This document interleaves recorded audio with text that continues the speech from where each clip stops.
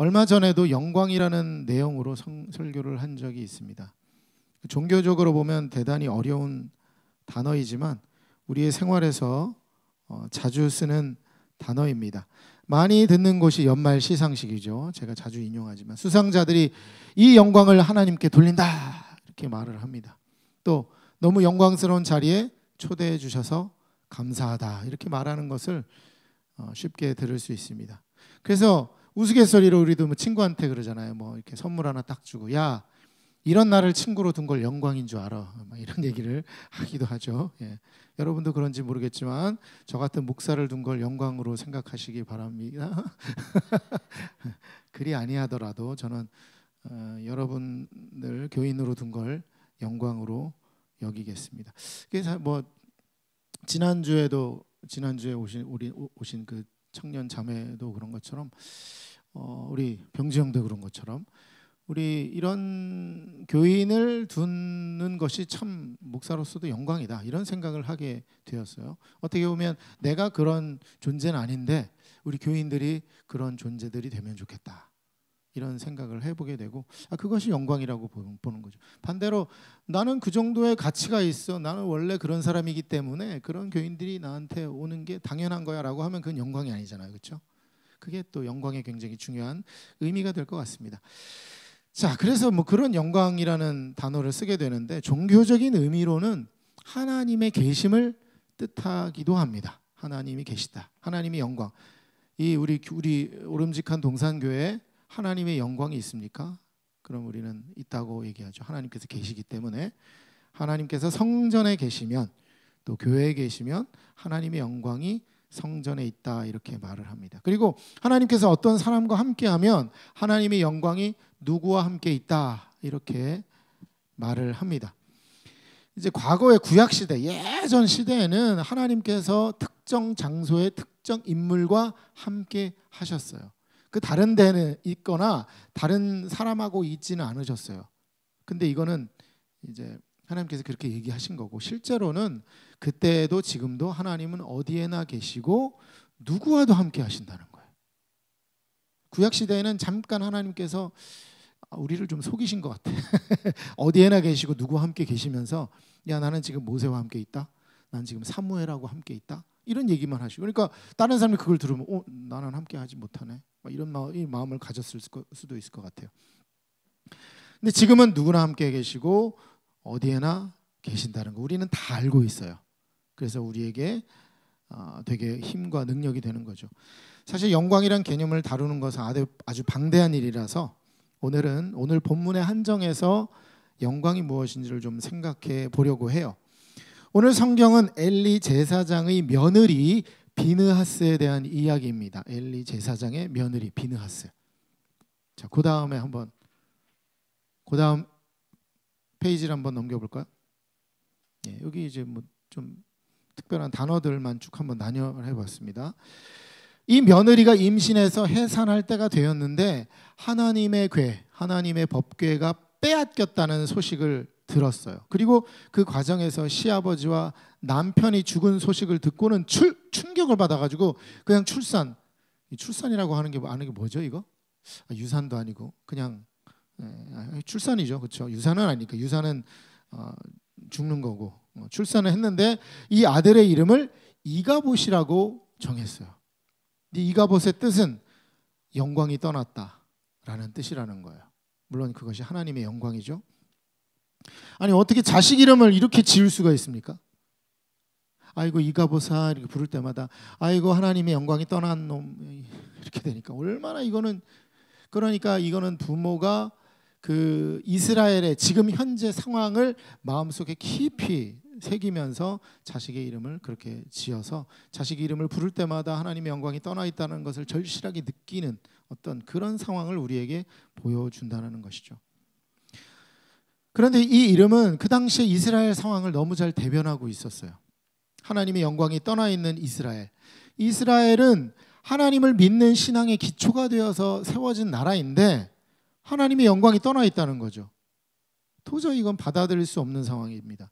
마치 3, 4대 목사인 아주 전통적인 기독교 집안인데 어느 날 갑자기 아버지 목사가 야, 우리 이제부터 교회 안 가야겠다 이렇게 선포하는 거, 뭐 그것과는 차원이 다른 일방적인 상식으로는 받아들이기 힘든 상황이 지금 벌어지게 된 것입니다. 물론 이게 뭐 단순하게 이 내용, 이 이야기뿐만 아니라 이제 앞에 나온 여러 가지 이야기들도 이제 봐야 되겠는데요. 그래서 이 앞에 전개된 이야기를 조금 언급하고 가야겠습니다. 당시 이스라엘 나라는 왕이 세워지기 전에 사사라는 직책의 사람들이 이스라엘을 다스리고 있었습니다. 사사. 그 중에서 엘리라는 제사장이 사사로서 나라를 다스리고 있었는데, 이때 어린 사무엘이 엘리에게서 키워지고 있었어요. 그러니까 위탁받고 지금 사무엘을 키우고 있는 거예요. 사무엘. 그런데 사무엘이 이제 나중에 이스라엘을 다스리는 사사가 되었고 마지막 사사가 되고, 그래서 사무엘 다음에 이제 왕이 세워지게 되는 이런 사실은 조금 혼란한 이스라엘 상황이 되어 있죠. 사무엘은 이름에서 느껴지듯이 아주 좋은 인물입니다. 사무엘이 나쁜 사무엘은 하나도 없는 것 같아요. 다 어떤 좋은 사람으로, 특히 교회에서 아유 너는 사무엘과 같은 사람이야 뭐라고 얘기할 때 다 좋은 내용이 되는 게 이제 사무엘이죠. 물론 뭐 다윗이나 뭐 그런 사람도 그런 인물이겠습니다. 그런데 문제가 있어요. 이거는 엘리 제사장의 두 아들이 문제입니다. 그러니까 엘리가 사무엘도 양육하고 두 아들도 양육하는데, 사무엘은 뭐 알다시피 아주 훌륭한 인물이 되었는데 두 아들 홈니와 비느하스.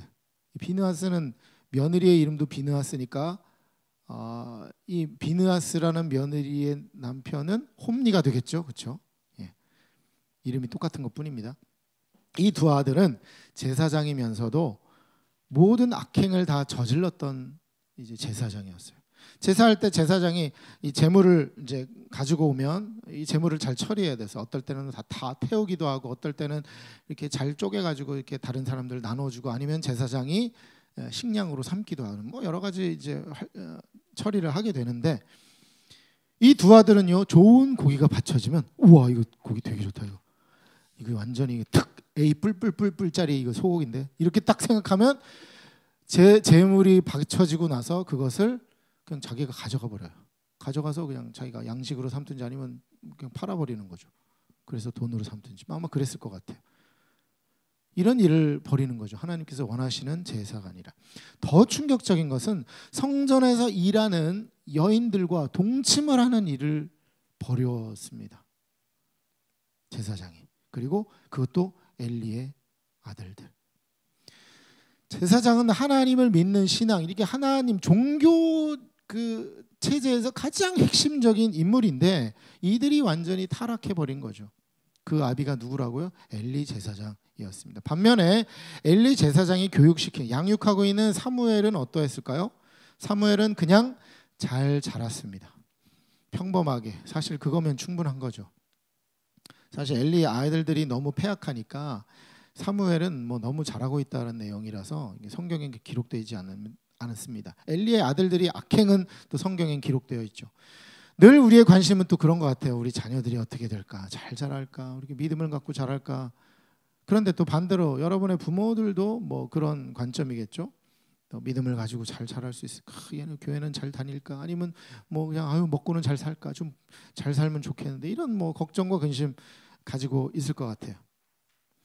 사람들이 칭찬하는 사무엘과 같은 인물이 되라 이렇게 축복하게 되는데, 사실 엘리의 아들들은 그 반대편에 서게 되죠. 물론 이게 뭐 사무엘이냐 엘리의 아들이냐 이렇게 이원적으로 볼 수는 없죠. 중간도 있잖아요, 그렇죠? 사무엘 같기도 하는데 약간 엘리의 아들도 같기도 하고, 이런 사람도 있어요, 그렇죠? 아니면 조금 사무엘 쪽에 가깝기도 하고, 어떤 사람은 사무엘 같기도 한데 엘리의 아들 쪽과 가까워, 뭐 이런 사람도 있고, 어디에 속하느냐 이거는 뭐 우리가 평가할 수가 없는데, 우리는 지향점이 어디로 향해야 되는지에 대해서는 우리는 분명히 가지고 있어야 되죠. 사무엘과 같은 사람이 되어야 되고, 사무엘뿐만 아니겠죠. 성경에 나와 있는 좋은 인물들, 하나님께서 칭찬하시는 사람들을 향하여, 그리고 더 나아가서는 우리가 예수님처럼 예수님을 닮아가는 사람으로 살아가는 것이 우리의 인생의 지향점이 되어야 하겠습니다. 다시 이가봇으로 돌아가겠는데요. 이 불쌍한 아이 이가봇, 이름이 이가봇이면 얼마나 불쌍한 거죠. 이 아이는 이가봇입니다. 하나님의 영광이 떠났다는 이름으로 평생을 살아가게 되겠죠. 여기서 하나님의 영광이 떠났다고 말하는 이유를 제가 좀 찾아보는데 여긴 두 가지가 있어요. 이건 쉽죠 뭐. 먼저는 하나님의 궤가 적국에게 빼앗긴 것이 하나님의 영광이 떠났다라고 하는 것입니다. 하나님의 궤에는 아론의 지팡이와 만나와 십계명 돌판 이런 것들이 들어있는 상자입니다. 하나님의 궤는 그냥 상자일 뿐이지만 제사를 드리는 이 성소의 중심부, 가장 중심부에 놓여야만 하는 물건입니다. 사실 이제 뭐 교회가 그 당시에 성전, 성소, 성막과는 차원이 다르긴 하지만 마치 우리 여기에 원래가 여기 이제 십자가가 달려 있었는데 막 떨어졌어. 그럼 사람들이 어떻게 교회에서 십자가가 떨어지냐? 발발발 하나님의 영광이 떠났다. 뭐 이렇게 생각하는 느낌? 그럼 비슷한 거죠. 우리 뭐 옛날에 우리 그런 얘기한 신주단지 모시듯 들어보셨죠? 그게 이제 샤머니즘 같은 신주단지 모시듯 집안에 그냥 꼭꼭 숨겨가지고 그 안에다 막 보물도 넣고 그런 것도 신주단지 모시듯 잘못하면 우리가 십자가를 막 신주단지 모시듯이 할 수 있고 어떻게 보면 하나님의 궤도 신주단지 모시듯이 그렇게 아주 그렇게 생각했을 수도 있다라는 것이죠. 또는 우리 돌아가신 아버지가 돌아가셨다 그러면 돌아가신 아버지의 유품을 소중히 품에 안고 살아가면서 그런 의미는 뭔가요? 아버지는 돌아가셨지만 내가 그 유품과 함께 있으면서 내가 마치 아버지께서 나와 함께 있는 것 같이 느껴지면서 살아가는 거잖아요. 십자가도 십자가를 목걸이에 여러분 목걸이 십자가 있으세요? 없으신가? 어떤 분은요 교회 안 다니는데도 십자가 목걸이를 하고 다녀요. 유행이잖아요. 유행같이 괜히 뭐 있어 보이고 멋있어 보이는 뭐 그런 거. 근데 또 다른 의미로 보게 되면 십자가를 목에 걸고 있으면 마치 예수님과 함께하는 것 같은 그런 느낌. 그런데 누가 갑자기 목걸이를 탁 뺏어가 버려. 그러면 마치 막 예수님께서 뭐 없어진 것 같이 막 불안하고 두려운 이런 마음. 이것이 우리가 이제 하나님의 궤를 바라보는 우리의 입장 아니면 우리가 가지고 있는 종교적인 어떤 본성이라고 볼 수 있습니다. 이것이 뭐 꼭 나쁘다 좋다를 떠나서 우리는 그런 마음을 가지고 있다는 거죠. 처음에 십자가 조그만 거 있다가 띄었는데 사람들이 물어봐요. 왜 교회 십자가가 없냐고 이렇게 물어보고 그런 마음이 거기에서 나온 것일 수 있다라는 거죠. 그렇게 궤를 빼앗기고 나니까 하나님의 영광이 사라진 것처럼 야 여기 하나님께서 안 계시네. 하나님의 궤가 없으니까 여기는 하나님이 안 계셔 라고 사람들이 당전 지어버리는 겁니다. 그리고 또 다음으로는 그의 시아버지와 남편이 죽어버렸어요. 이건 굉장히 개인적인 상황이지만 하나님의 영광이 떠났다고 생각하는 거죠. 이거는 또 다른 면이죠. 어떤 종교적인 면뿐만 아니라 하나님께서 떠나시니까 내 인생이 이렇게 망가지기 시작해 라고. 궤를 빼앗긴 것과 물론 그 과정에서 남편이 죽은 것이 따로 벌어진 일이 아니라 한 가지로 하나님의 영광이 떠났기 때문에 발생한 일이다 이렇게 얘기를 할 수도 있겠죠. 그것도 우리가 가지고 있는 종교성인 것 같아요. 내가 뭔가 잘 됐을 때 하나님이 우리 함께 하셨기 때문에 우리가 뭐 잘 안 됐어 하나님께서 어디 가셨나? 그렇죠? 남편과 시아버지가 죽으니까 하나님의 영광이 떠난 것 같아. 보니까 하나님의 궤도 빼앗겼어. 그래서 하나님의 영광이 떠났구나. 이렇게 생각을 하죠. 이거 우리의 인간의 종교성이라고 할 수 있습니다. 근데 실제로 그럴까요?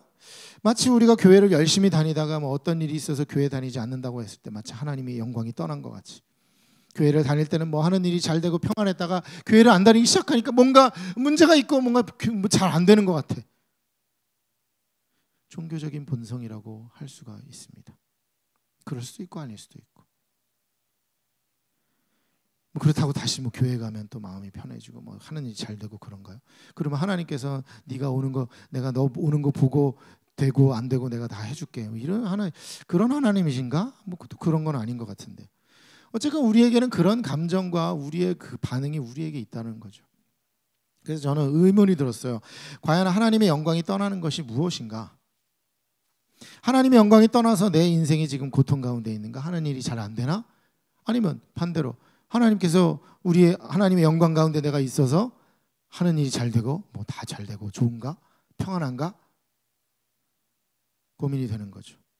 그런데 중요한 것은 하나님은 어디에나 계시고 누구와 함께 하신다는 거예요. 이거 우리가 함께 기억해야 된다는 거예요. 그것을 임마누엘이라 표현을 합니다. 하나님이 우리와 함께 하시다. 임마누엘.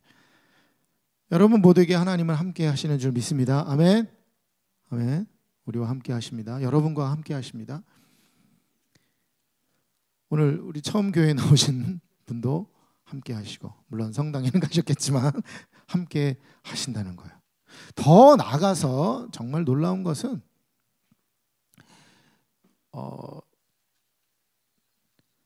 내가 미워하는 어떤 원수라든가 교회 안 다니는 누구에게도 하나님께서 함께 하신다는 사실이에요.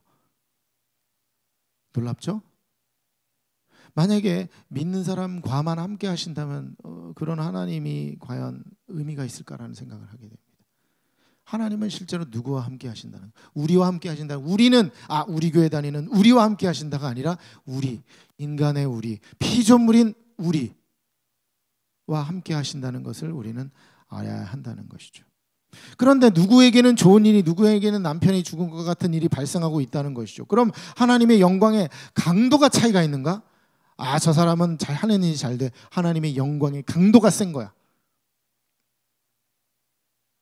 저 사람은 하나님의 영광의 강도가 너무 약해. 그래서 좀 하는 일이 안 돼. 이렇게 생각하나요? 이것이야말로 사실은 샤머니즘적인 종교성이라고 할 수 있게 됩니다. 그럼 하나님의 영광의 강도를 높이려면 어떻게 해야 되는가 고민을 하게 되죠. 그러면 메시미카 하면 아멘 하고 더 세게 해야지 하나님의 영광의 강도가 더 커지고, 막 찬양할 때 막 100데시벨이면 20데시벨로 막 200데시벨로 막 노래를 해야만 하나님의 영광의 강도가 세져가지고 그때부터 내가 하는 일이 잘 되고, 그렇게 된다면 사실은 편하죠. 쉽죠. 너무 쉬운데 실제로 그렇게 되지 않는다는 거죠. 그럼 하나님의 괴를 빼앗겼고 시부와 남편이 죽었다고 해서 하나님이 떠나셨을까요? 이스라엘에게서 그때부터 그럼 하나님이 떠나셔서 그럼 아무 일도 안 됐더라 이렇게 될까요? 결코 그렇지 않습니다. 하나님은 결코 우리를 떠나지 않으시고, 그 당시에도 괴를 빼앗겼지만, 그래서 사람들은 하나님의 영광을 빼앗겼다, 하나님의 여기 안 계신다라고 생각했지만 하나님이 여전히 그 당시에 이스라엘을 다스리셨고,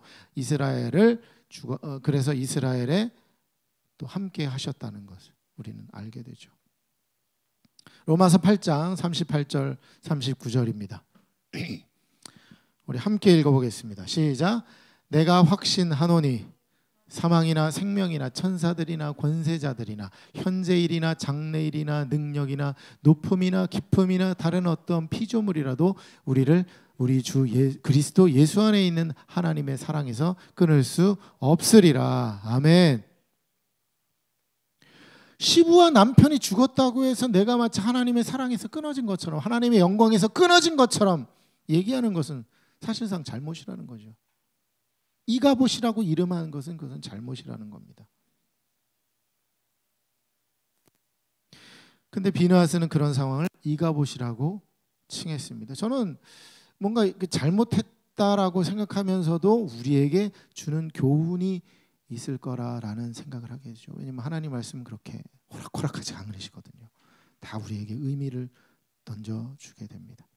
그래서 고민을 하게 됩니다. 우리와 하나님이 함께 하시는데 전혀 끊을 수 없는데, 사망이나 생명이나 뭐 남편이 죽고 뭐 시 아버지가 돌아가시고 다 해도, 어떻게 보면 하나님의 괴가 빼앗겨도 우리를 하나님의 사랑에서 끊을 수가 없는데, 여기 십자가가 없어져도 상관없이 하나님의 사랑은 우리를 끊을 수 없는 하나님의 사랑인데, 왜 우리는 때로 하나님의 영광이 없어진 것 같고 작아진 것 같고 강도가 약해진 것 같고 그런 마음을 갖게 되는가라고 했는데, 제가 발견한 해답이 이것입니다.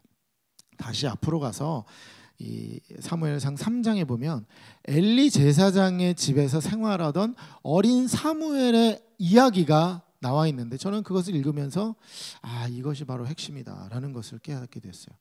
사무엘이 밤에 잠을 자고 있어요. 애기죠. 뭐 지금 아마 지안이 나이 정도 될 수도 있을 것 같아요. 사무엘아 그러자 사무엘이 자다가 깨가지고 막 가서 엘리 제사장한테 가서 내가 여기 있습니다. 부르셨어요? 그러니까 엘리 제사장이 깨더니 야 너 안 불렀어. 야 가서 자. 근데 자고 있는데 또 사무엘아 불러가지고 제가 여기 있습니다. 또 부르셨어요? 가니까 제사장이 아니 너 안 불렀어. 가서 자. 너 헛걸 듣느냐? 근데 또 이렇게 자고 있는데 사무엘아 불러가지고 또 다시 가서 제가 여기 있습니다. 또 부르셨어요? 이번엔 또 부르셨어요가 아니라 이번엔 부르셨어요. 그러니까 그때 엘리 제사장이 뭔가 깨달음이 있죠. 그거는 하나님께서 부르신 것이다. 그러니까 만약에 다음에 그렇게 부르면 제가 저기 있습니다. 주의 종이 듣겠습니다. 말씀하여 주세요. 라고 그냥 거기서 얘기하면 되는 거죠. 나한테 올 필요 없다. 그거는 하나님께서 하신 거니까. 그러니까 그것은 하나님께서 너를 부르시는 음성이다라는 것을 깨닫고 그 말씀을 들으라. 그렇게 얘기를 했습니다. 그러면서 이제 사무엘 선지자는 그 음성을 들었겠죠. 그러면서 점점 하나님께서 사랑하시고 사람들이 사랑하는 사람으로 잘 성장해서 이스라엘을 구원하는 사사가 되었던 것입니다. 그런데 엘리의 아들들은 어떠했을까요? 사실 여러 사람들이, 여러 설교자들이 엘리 제사장이 자기 자식들을 잘못 교육시켰다 이렇게 이제 표현을 하는데, 뭐 잘한 건 아니지만 그렇다고 또 못했을 거는 아니다라는 생각을 해요. 왜냐하면 뭐 사무엘이 하는 것처럼 그렇게 했을 거 아니에요. 뭐 하나님에 대한 이야기도 했고 이렇게 하나님이 말씀하시면 제가 여기 있습니다. 말씀하세요 하고 이제 잘 들어라. 그리고 순종해라. 이렇게 얘기했을 텐데, 다만 좀 강한 훈육을 하지 않았던 문제는 있었을까? 뭐 이런 생각도 하게 됩니다. 근데 문제는 이거예요. 아들들이 엘리의 말을 듣지 않은 것이에요. 그 당시에는 아버지의 말씀이 꼭 하나님의 말씀처럼 됐기 때문에 엘리도 그런 하나님의 마음처럼, 그리고 엘리가 특히 제사장이니까 엘리가 얘기하는 게 거의 하나님의 말씀처럼 되는 거잖아요. 근데 그 말씀을 듣고 그냥 귓등으로 흘려버린 거죠. 저는 이 부분이 하나님의 영광을 나타내는 것이다 라고 깨닫게 되었습니다. 왜냐하면 사실 이제 뭐 더 또 큰 얘기지만 하나님의 궤를 빼앗기고 블레셋이라는 곳으로 빼앗기고 또 전투하다가 그 비느하스의 남편이 죽고 또 그 소식을 듣고 뒤로 자빠져가지고 그 아버지가 목이 부러져가지고 죽게 돼요. 그런 일이 왜 생깁니까? 바로 이것 때문입니다. 하나님의 말씀이 계속 있는데도 불구하고 안 듣는 거예요. 이스라엘 백성들이요. 이스라엘에 하나님 말씀이 없을 수가 없거든요. 근데 안 들어요. 안 들으니까 그냥 자기 마음대로 하는 거죠. 이건 뭐 하나님과 우리의 관계뿐만 아니라 우리 부모 자식과 관계도 마찬가지겠습니다. 그렇죠? 아무리 얘기해도 듣질 않아. 이거 하면 안 돼. 저거 해. 뭐 이렇게 얘기해도 듣질 않아. 그러다가 꼭 다치고 뭐 이런 일들이 생기고. 우리도 하나님의 아버지라고 여길 때 하나님도 계속해서 말씀하시죠. 때로는 잔소리도 하고 좋은 말씀, 때로는 칭찬도 해주시고 격려도 해주시고 여러 가지 말들을 해주시고 질책도 하시고 하는데 우리는 듣질 않아요. 그것 때문에 우리는 성장하지 않는다면 그 안에서 바로 하나님의 영광이 없는 거예요. 왜냐하면 누구에게나 다 하나님께서 계시기 때문에. 그렇죠? 모두 다 하나님께서 임마누엘 하시는데 누구에게는 하나님의 영광이 있고 누구에게는 하나님의 영광이 없다는 것은 무슨 의미입니까? 그건 나에게 문제가 있다는 거예요. 내가 그 말씀을 듣고 제대로 반응하지 않은 거죠. 다시 사무엘에게 가면 사무엘아 그랬는데 아이고 나 잘못 들은 거야. 아이고 나 엘리 제사장 아무리 얘기해도 난 안 들어. 어차피 난 지금 자는 시간이야 라고 했다면 하나님 말씀을 들을 기회조차 자기가 날려버리는 거예요. 하나님은요, 야 쟤는 착하니까 내가 얘기해줘야지. 쟤는 못되니까 내가 얘기하면 안 되겠다 해서 침묵하시는 분이 아닙니다. 왜냐하면 지금 하나님께서는 성경을 통해서 우리에게 말씀하시기 때문에 성경은 누구에게나 다 들어갈 수 있는 거죠.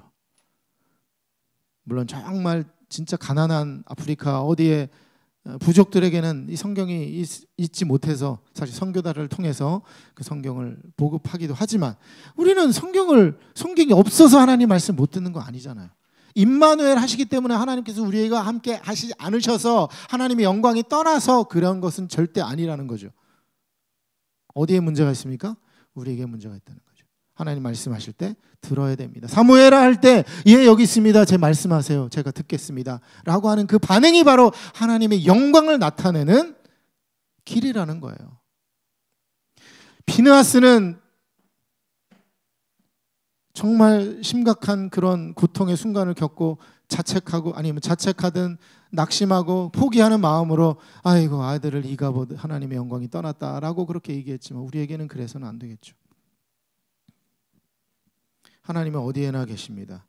안타깝지만 원수들과 악인들과도 함께 하십니다. 근데 문제는 하나님 말씀을 듣지 못하는 것이 문제가 아니라 들어도 무시하고 자기 마음대로 행하는 것이 하나님의 영광을 가리는 거라는 거예요. 우리가 영광을 가리고 있어요.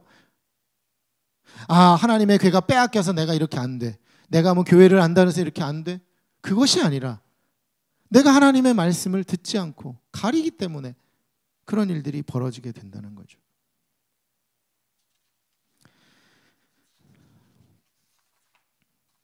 하나님이 누구와 함께 하신다. 하나님의 영광은 하나님의 음성을 반응하는 사람들에게만 사실상 존재하게 됩니다. 오늘 예배에 오신 분들은 바로 그런 하나님의 음성에 반응하신 분들임을 믿습니다. 그렇다고 오지 않으셔서 하나님의 영광이 사라졌다, 그것도 말할 수 없어요. 각자의 방법으로 하나님의 소리에 반응하면 그것이 하나님의 영광을 드러내는 것이겠죠. 그래서 또 마지막에 작은 결론을 생각해 봤을 때 어떻게 우리는 반응할 수 있을까? 진짜 사무엘처럼 사무엘아, 지아나, 경준아 얘기하기만 하면 참 좋은데 하나님은 그러지 않으셔. 아까워. 너무 아까워요. 아까워. 저는 이 성경 구절이 떠올랐어요. 우리 한번 읽어보겠습니다. 데살로니가 전서 5장 16절 18절 읽어보겠습니다. 시작. 항상 기뻐하라, 쉬지 말고 기도하라, 범사에 감사하라. 이것이 그리스도 예수 안에서 너희를 향하신 하나님의 뜻이니라. 그냥 사무엘아 부르신 게 아니라 우리 앞에 우리 이름을 부르면 될 것 같아요. 지아나 항상 기뻐하라, 지아나 쉬지 말고 기도하라, 지아나 범사에 감사하라. 이것이 그리스도 예수 안에서 너를 향한 하나님의 뜻이다. 우리 각자 그 이름을 넣고 한번 읽어볼까요? 누구야? 항상 기뻐하라. 누구야? 쉬지 말고 기도하라. 시작. 영서가 항상 기뻐하라, 영서가 쉬지 말고 기도해라, 영서가 범사에 감사하라. 이것이 그리스도 예수 안에서 너희를 향하신 하나님의 뜻이니라 라고 말씀하시면 우리는 어떻게 해야 되겠죠? 예, 주의 종이 듣겠습니다. 제가 듣겠습니다. 말씀하셨어요. 말씀하셨구나. 벌써 제가 그렇게 하겠습니다 라고 얘기할 때 하나님의 영광이 그 가운데 역사하신다는 거죠. 반대는 뭘까요? 항상 슬퍼하고 항상 쉬지 말고 주님 생각하지 않고 내 마음대로 기도하고 내 마음대로 그냥 살아가고 범사에 불평만 할 때 하나님께서 영광이 아니라 하나님의 영광을 가리는 거죠. 우리가 하나님의 영광을 가리는 거예요. 그래서 요거 사무엘아 하는 것처럼 우리에게 누구야 하는 것처럼 우리에게 보여주고 있는 것이죠. 기뻐하지 않고 기도하지 않고 감사하지 않는 것은요, 하나님의 부르심 소리에 반응하지 않는 것입니다. 우리에게 하나님의 영광이 떠나지 않게 하려고 노력한다면, 아니면 뭐 조금 이상하지만 하나님의 영광의 강도가 좀 높아져야 한다면 억지로 소리내서 찬양하고 하는 것이 아니라 그냥 항상 기뻐하면 강도가 높아지죠. 쉬지 말고 기도하고 있으면 강도가 높아지게 됩니다. 범사에 감사할 때 우리는 하나님의 영광과 함께 하게 되는 것인 줄 믿습니다. 그것이 하나님의 영광을 누리는 인생으로 살아가게 될 것입니다. 참 안타깝습니다. 이가봇이라는 아들의 이름. 하지만 우리의 자녀들과 또 우리 이웃들, 그리고 나는 그렇지 않아야겠다. 늘 기도하고 기뻐하며 감사하며 하나님의 영광을 우리 여러분 자신을 통해서 드러내는 인생 살아가시길 주님의 이름으로 축복합니다.